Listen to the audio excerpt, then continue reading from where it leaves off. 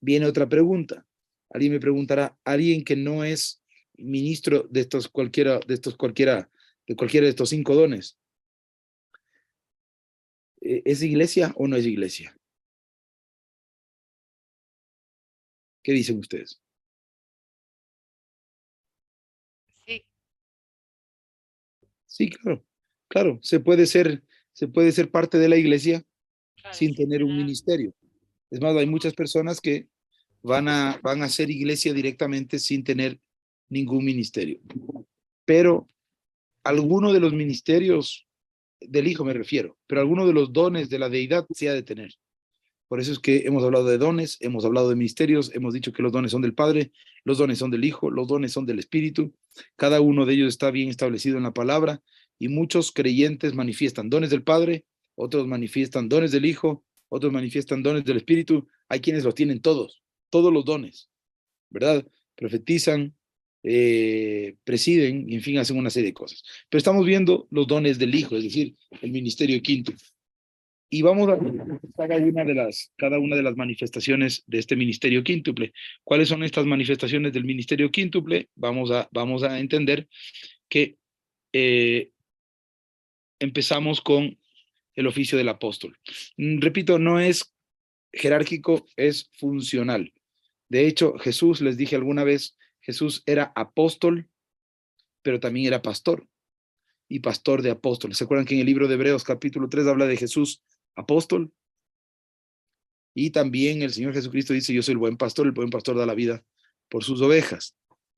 Dice, Sarai dice, apóstol, bendiciones, ¿cuáles son los dones del Padre?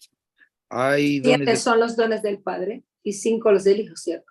Así es. ¿Y son cuántos del Espíritu? A mí me van a hacer la pregunta que me mandó a hablar. Sí, ya contestó, ahora conteste completo. 9, apóstol. 9. Son 9 del Espíritu, 7 del Padre, 5 del Hijo. Ya vamos a ver cuáles son cada uno de ellos. Los dones del Espíritu están en el libro de Corintios, los dones del Padre están en el libro de Romanos y los dones del Hijo están en el libro de los Efesios.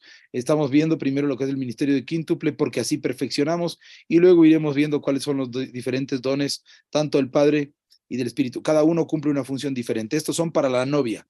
Es decir, una novia, una iglesia que se identifique y se precie de ser novia, reconocerá el ministerio apostólico. No hay más. Porque son dones del Hijo. ¿Recuerdan ustedes también por qué razón algunas personas no reconocen que hay dones de apóstol o dones de profeta? Recuérdenme eso de ahí, desde el punto de vista técnico. ¿Por qué no hay dones por qué dicen esas personas que no hay dones del Hijo? ¿Recuerdan ustedes por qué ya no hay dones? ¿Por qué no hay apóstoles? ¿Por qué no hay profetas? ¿Por qué? Por favor, Saraí, que está con la mano levantada. Sí, porque cuando en el principio, según la historia, se determinó que los apóstoles y profetas murieron con los primeros apóstoles, los que vieron a Jesús. Y el que no lo vio ni en cuerpo físicamente visible, entonces ya a partir de ahí ya se dice que no hubieron más apóstoles ni profetas. Habían ciertas señales, ¿no? Que determinaban que para ser apóstol había que haber visto necesariamente visualmente al Señor. Y claro, esto de aquí contradecía un poco lo que luego Dios va a hacer con Saulo de Tarso, con Pablo, con Bernabé, en fin, con una serie. ¿Alguien más tenía ahí levantada la mano que se me pasó? Me parece que era... Sí, la hermana Saray ya respondió la pregunta. Era que, como usted lo explicaba en la clase anterior, que se reconocen apóstoles los que vieron a Jesús, los que fueron testigos de sus milagros, los que caminaron con él.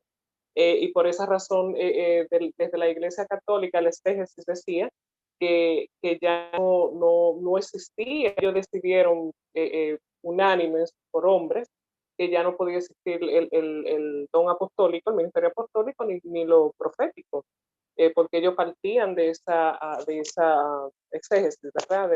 De solamente los apóstoles del Cordero, como usted lo explicaba, que solamente fueron los que vieron a Jesús.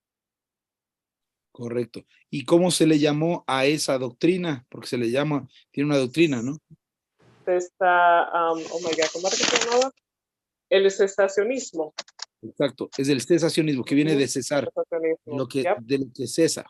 Cesaron los dones cesaron los ministerios, el carisma se detuvo, según ellos, porque primero ya no habían personas que lo vean personalmente al Señor Jesús, y segundo, porque según ellos, según el cesacionismo, los dones apostólicos, los dones proféticos eran para el inicio, haciendo una incorrecta aplicación de lo que dice Efesios capítulo 2, versículo 20, edificado sobre el fundamento de apóstoles y profetas, todo el edificio va creciendo coordinadamente hasta ser un templo santo. Entonces, lo que ellos hicieron fue una interpretación extensiva, antojadiza, y por eso el cesacionismo, es decir, los hombres hicieron cesar. A esto de aquí hay que sumarle que la palabra de Dios en todo el contexto profético nos hace una seria advertencia. La palabra de Dios dice, todos los que añadan, dice, bienaventurados los que leen la profecía de este libro, y se refiere a todo el contexto bíblico. Al que añada algo en la palabra, le serán añadidas plagas, y el que lo quite, será quitado su parte del libro de la vida. Entonces, es muy importante que nosotros no nos podemos constituir como mutiladores del cuerpo. Es decir, si Jesucristo mismo constituyó, según Efesios 4:7, los ministerios, ¿quiénes somos los hombres para desconstituir o para eliminar lo que Dios constituyó? La palabra constituir es muy importante, es un término jurídico que se aplica muy, muy claramente en esta porción que utiliza el apóstol Pablo, porque cuando dice que él mismo constituyó a unos apóstoles, profetas, evangelistas, pastores y maestros, significa que la constitución es la base para que algo exista. Y aquí vamos a tener que desbaratar un dogma que desgraciadamente muchas de las iglesias cristianas evangélicas también tienen, y es que ellas siguen la doctrina esta del cesacionismo, es decir, que no hay apóstoles, no hay profetas, etcétera, etcétera, porque eso fue para los primeros y cesó con lo que les estoy comentando. Pero esa defensa de esa tesis es claramente débil y además es inexistente, es falsa. ¿Por qué? Porque los apóstoles son y cumplen una función en todas las edades y no solo en una edad de toda la etapa de la iglesia. Es decir, no solamente en el primer siglo habían apóstoles y luego en el resto de siglos ya no habían apóstoles, porque se necesita sentar doctrina, se necesita enviar. ¿Verdad? Había una pregunta por ahí.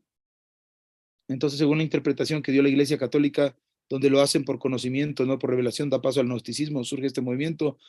Apóstol, no, el gnosticismo es más antiguo. Los gnósticos vienen desde el huerto. La serpiente fue gnóstica. Así que no hay nada nuevo bajo el sol. Es una mala interpretación doctrinaria, ¿verdad? Ahí ustedes van a encontrar toda una serie de cosas en donde aparecen todas estas doctrinas heréticas y todo lo demás en el mismo árbol de la ciencia, en la parte del mal. Ahí aparece. Todas las doctrinas heréticas surgen ahí. Y si vamos nosotros al punto de la destrucción, la mutilación, la división y todo lo demás, estamos hablando del árbol de la ciencia del bien y el mal. Se divide. El fruto del árbol de la ciencia, que era solo bueno, luego el enemigo hace un injerto y ya se divide en mal y bien.